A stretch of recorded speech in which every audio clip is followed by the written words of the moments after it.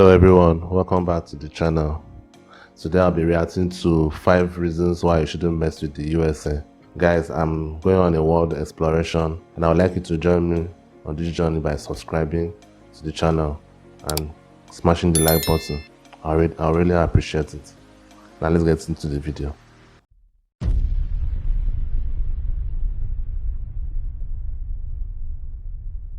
The collapse of the Soviet Union in the early 90s left the United States as the sole superpower in the world, and it's never looked back. In all aspects of the world, the United States is indeed a superpower, especially when it comes to its military might, which is unsurpassable in its strength, technological... Just before we go into it, in my last video, when I watched how big is the USA actually, you know, it was mentioned in that video that the United States spent about $600 billion on military and military kind of stuff. So I think this video should be able to illustrate where all that money is going into. Superiority, operational capabilities, and power projection across the globe. In this video, we'll take a look at the 5 top reasons why you wouldn't want to go against the US military establishment. The United States Air Force is the strongest in the world, not only in the number of operational aircraft, but also in technological superiority.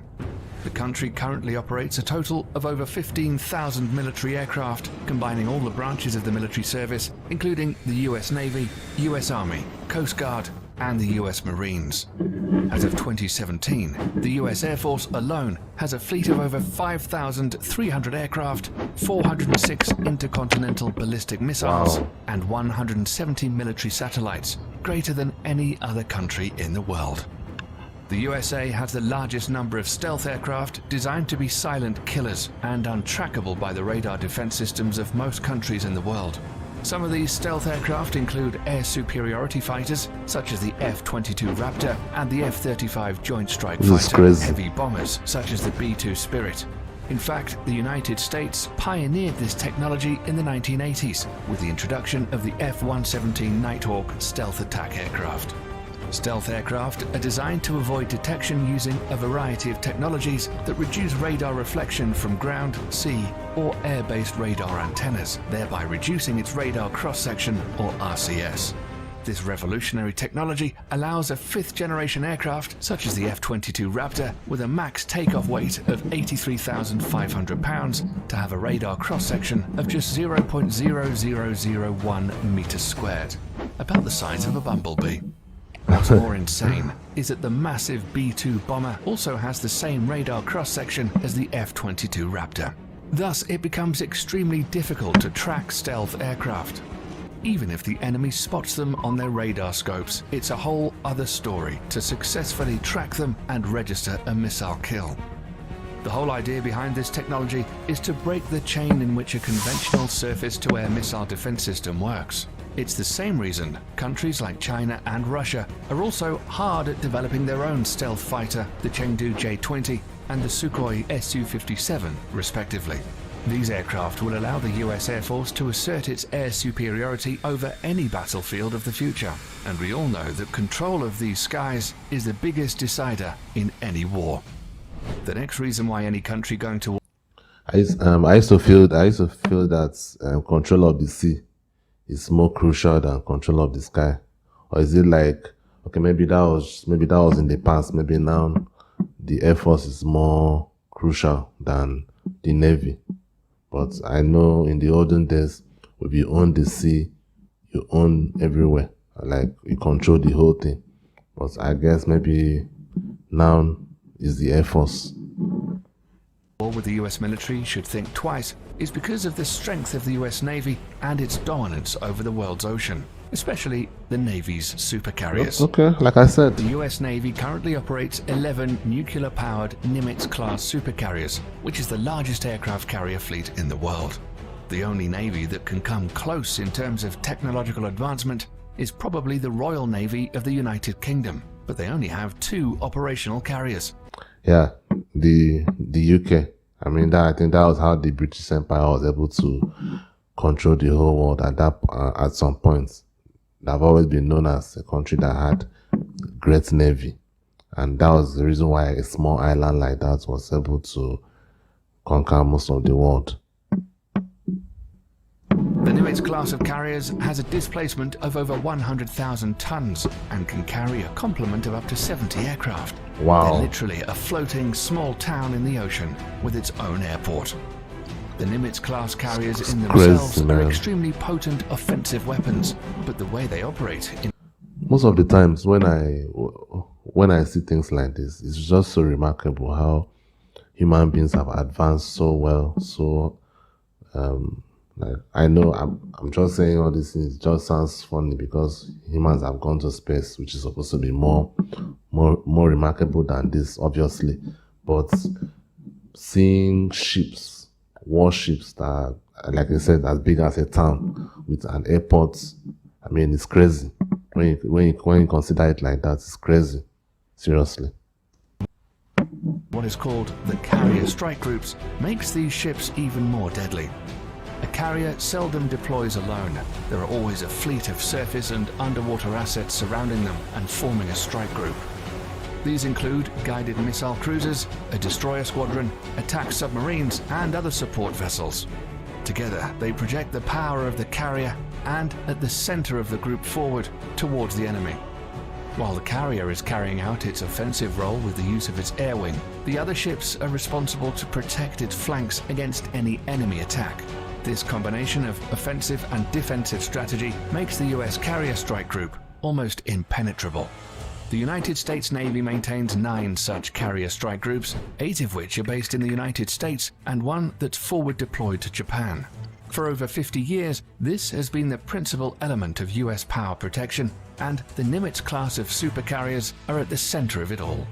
Despite this, the US is currently in the process of developing a new class of carriers called the Gerald R. Ford class, intended to replace the Nimitz class ships. This new supercarrier will be even more technologically advanced and is expected to continue US dominance like of the that, oceans obviously. well into the late 21st century. The third reason why you shouldn't fight the US military is their massive stockpile of nuclear and conventional intercontinental ballistic missiles, or ICBMs. The ICBM plays the role of the land leg in the US nuclear triad, along with the Trident submarine-launched ballistic missile SLBM and nuclear warheads carried on long-range strategic bombers. ICBMs are launched from ground-based missile silos, achieving high suborbital spaceflight, approximately 1,000 miles above the surface of the Earth. The body of the missile then separates from the warhead, which re-enters the atmosphere and free falls to the assigned target at hypersonic speeds. The US military currently operates 400 ICBMs from its base in Wyoming, Montana, and North Dakota.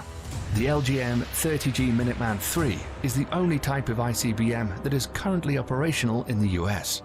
The Minuteman III family of ICBMs were first developed in the 1960s as a response to the Soviet nuclear threat. Throughout the Cold War and beyond, these missiles have undergone constant modernization. I know the US and Russia, formerly known as the Soviet Union, both of them have always been on some kind of a race, a nuclear race, if I could say. And I don't know who is winning. From in terms of like the numbers, obviously, it seems Russia has more nuclear warheads, but I mean, how many warheads do you really need? Seriously, like 200 is enough to devastate a country. So whether you have 5,000 or 1,000 or 800 or 200, I really don't think it makes any difference. At the end of the day, the world will end. At least that's what I understand. I mean, none of us have experienced a nuclear war yet, so we don't really know the full impact of what a nuclear war would look like. So, I mean, it's sometimes when you see the suffering that goes on in the world, the poverty that most of the world is still going through, and now I'm not like, don't get me wrong, I'm not one of those people that is looking for handouts from Western countries. I don't roll that way. Like, I don't have that kind of mentality. I believe each country you've built your country to be great, I believe you have the right to reap your benefits. Like I said in my last video, I'm always in a kind of mentality of reaping what you sow. That is my main philosophy in life. I always like people to reap what they sow. So, I mean, if you've built your countries to be powerful, to be rich enough, like I wouldn't tell you what to do with your money, obviously. So, but I'm not even talking about the third world countries here. I'm sure that I see some people in the USA that are still suffering, are still poor, and at least I see on TV all the time homeless people in the US. So sometimes when you sit down and think about this, you consider the kind of money that is being spent on military. And at the end of the day, most of these military things will not be used. Like it's kind of a last resort kind of situation. Most of these equipment will not be used. So at the end of the day, all this money is spent to maintain all this equipment, all this, what other English should I use there? I don't know. But so when you consider that, you also consider like how during human history, people have always been fighting for some reason. Like we have never really been, I think this is the longest time we've been in a peaceful period. So, I mean, you could look at it like, why is all this money being spent on military when it could be used to give things like free healthcare, eradicate homelessness, and things like that? But who am I to question any of these governments? I mean, I'm from a country that is highly corrupt. And like I can't even sit down here and be on a high horse here. Engines, the propellants used, the guidance system, and even the flight control surfaces have all been refurbished. The upgraded missiles are completely different from its 1960s counterparts, except for the shell. These state-of-the-art improvements and modernization programs have kept the Minuteman III system operational for over 50 years, with improved reliability that supports the missile's remarkable 99% alert rate. The latest versions of the missiles have a range of over 8,000 miles, which is greater than the diameter of the Earth at 7,917.5 miles. They can carry multiple 330 kiloton nuclear warheads, which is 20 times greater than the bombs dropped on Hiroshima and Nagasaki. Not only that, each of these warheads could be assigned.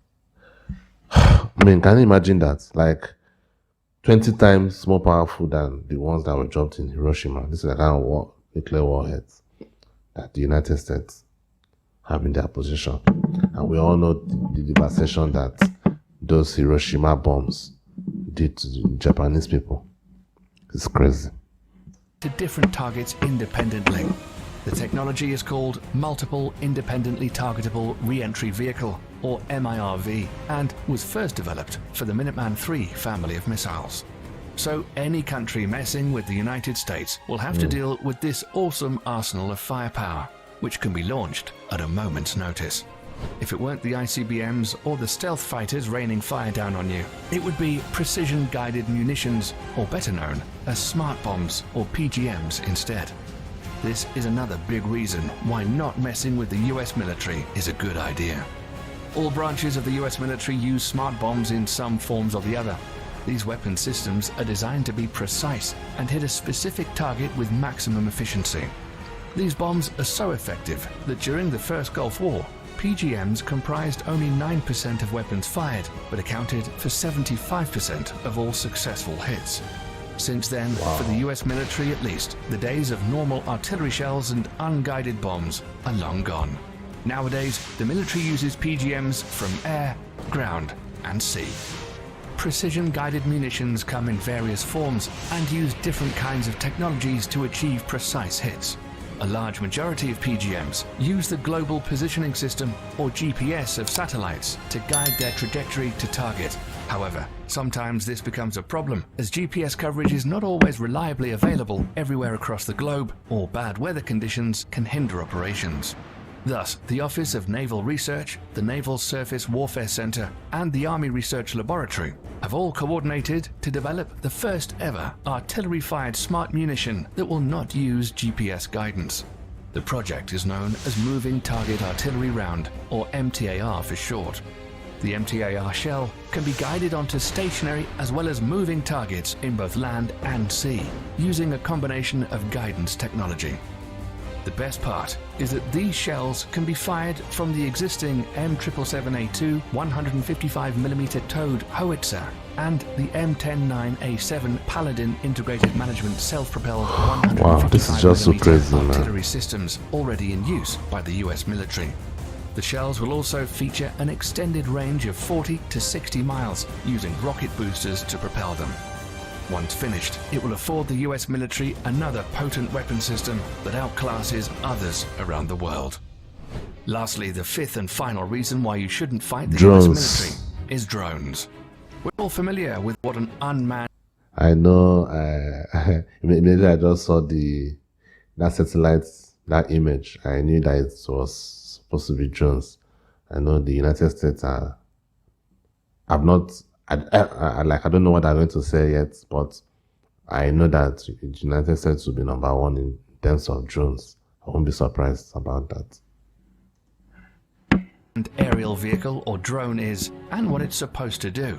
But in recent years, the usability of UAVs are steadily increasing to encompass all spheres of military operations, and the US military is the pioneering spirit behind it. At first, used only for surveillance missions, drones were quickly weaponized after the 9/11 attacks and have been extensively used by the US military in the war against terror as an offensive weapon platform. It's forecasted that over the next decades, the US is in line to purchase over 1,000 combat drones of various classifications. Some of them, like the Lockheed Martin RQ-170 Sentinel and the Boeing MQ-25 Stingray, are already in the final stages of development, and once finished, will provide the US military with state-of-the-art platforms capable of multi-role operations, ranging from attack missions to aerial refueling. Drone technology has reached such heights today that a single UAV can loiter miles above the surface of the Earth for hours, waiting for the target to show its head and sticking with impunity. This capability will allow all the services under the US military to reduce its dependency on manned platforms, thereby reducing the risks during future combat operations. These 5 weapon systems make the US military extremely dangerous for any adversary looking to get into a conflict with them. In a conventional warfare setting, it's almost impossible to beat the US military machine. That's why modern enemies of the United States are employing more and more asymmetric warfare strategies against the mighty US military. That is very, very clear. I actually don't think... I think my next video is going to be USA versus the world. Like, of course, it's hypothetical scenario, and I've not watched the video yet, but I wouldn't be surprised, like, if nuclear weapons were not involved. Let's just say in a hypothetical scenario. Sorry, which of the English is correct there? Scenario, situation. See the same thing. In that kind of a hypothetical scenario, I actually believe in a conventional warfare that the US can win against the world. I know, I'm sounding crazy. I know I'm sounding really, really crazy, yeah, but I actually think so. I'm going to watch, I think that will be my next video. So I will see whether I'm just blabbing nonsense or maybe I'm correct. Because the Navy and the Air Force that the United States have, like the gap that they have between them and the second and the third countries when it comes to that, I think it's just too large. I mean, now of course, if it's nuclear war, I mean everything is. I mean, most of these weapons have no use anymore if it's in a nuclear war. But conventional war, I think the United States could. I'm not saying they will. I mean, could. It's possible, obviously, but of course, it's not for the best. The world will end in that kind of situation. But I'm just doing some guesswork here. Like that, the US military juggernaut is hands down the most powerful military complex in the world today, and probably will be for decades to come. That's all we have for you today, folks. Alright guys, that was it. I hope you guys enjoyed the reaction, and this was a very interesting video, and I would like to ask a question here, if you guys don't mind, like any of the American viewers that are watching this video. Are you guys actually, are you happy? I don't know how to ask this question. Are you proud that your country is this powerful, like militarily? Oh God, I don't know what's wrong with me with English today. Militarily, are you proud? Right? You know, when considering some other issues in your country that you may feel are more important. I don't know. I've never left my country before, so I don't know how things are in the US. But I know some people there. I know one or two people that immigrated to the US. So I'm just going by what they tell me. There are still some, issues that could be fixed, and some of this money that is being spent on all this, maintaining this kind of powerful military. I mean, it's incredible. Some of this money could be used for some things that people could consider more important, right? So I just want to ask that question. You guys can tell me down in the comments below, like, any American that's watching this, does this make you very proud? Like, okay, maybe there are other issues that could be looked at instead of spending all this money on military. But